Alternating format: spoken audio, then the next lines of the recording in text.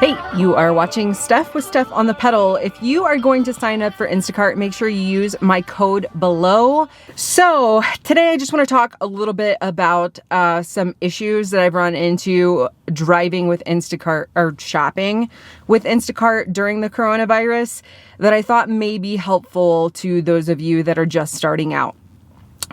First of all, sorry, I'm going to take a quick look at what batches are available because I am currently driving right now. There's some decent ones, but I'm going to go ahead and finish the video. All right, number one, there is a learning curve and your hourly rate at first is probably not going to be very good. I have to be perfectly honest and say that I was not loving Instacart for the first few times that I did it, but I like it a lot now. I'm surprised how much I actually like it. I mean, there's a million different reasons why I'm liking it, but the main one is that I feel like it's worth my time. So currently I'm averaging about $20 an hour. The first few times I did it, I want to say it was like 15 or 16 per hour.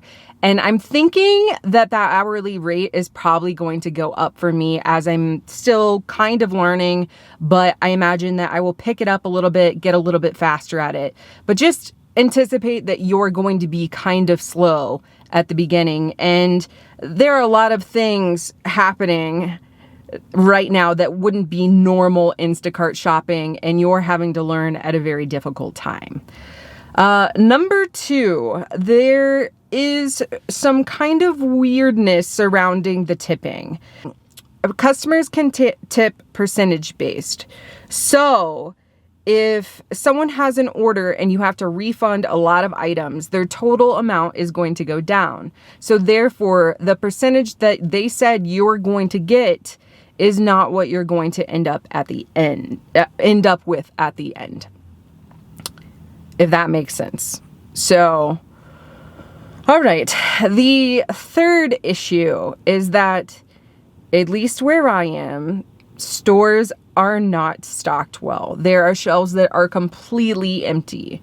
And some people don't understand what the grocery store looks like. So you will get a batch that includes toilet paper, bleach, hand sanitizer, a lot of things that you won't be able to get at the store. Now, one thing, you can see the order, the batch, before you accept it. You can see the items on their list. So if you find an order that has a lot of that, I probably wouldn't accept it, just because you're not going to be able to get most of their items. So what happens, sorry, let me turn this off since my phone is blowing up with batches. Batches are consistent, guys. Okay, so number 4 is you may have to deal with long lines. And I feel pretty fortunate because I have not had to deal with that, but I know different places in the country, you might have a long checkout line. There might be a line waiting to even get into the store, which I ran into that the first time today. They were trying to practice social distancing and they did have a line to get into the store. Luckily, it didn't take that long for me to get in, so it wasn't the end of the world. But just know that you could obviously run into that problem. All right, number 5, I think I kind of already mentioned this before, but a lot of items are not in stock. So what happens is you need to do your best to find an adequate replacement because you want to keep that order total as high as it possibly can be. So, I mean, if they don't have white onions, get a yellow onion. If they don't have organic ground beef, get regular ground beef.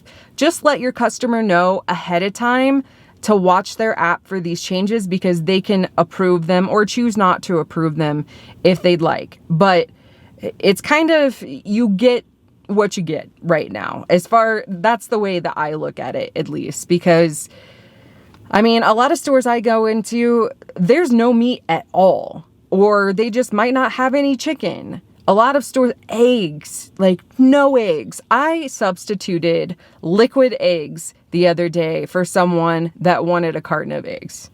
It's that bad. I, of course, made sure she was okay with it, but she wanted eggs. I think the biggest thing, so number 6, and this is crazy. Oh, I'm gonna accept this Instacart order. I would really like to take that. That is a nice one. You're not gonna be able to talk to customer support. I don't know if maybe they'll fix that sometime soon, but it's absolutely crazy to me. There is no way to get through to customer service. I don't know if it's for every driver, or I know there are some, because I've been on a Facebook group and a lot of people said they have the same issue. But if you look up Instacart's customer service number, they have disconnected it, which is insane. If you look through the app to try to contact customer service, you will not find a button. There is one button that's buried within the app, and it just gives you an error message when you put it. So you are on your own. And if you have an issue, you're going to have to brainstorm to try to figure it out, because they're not going to do it for you.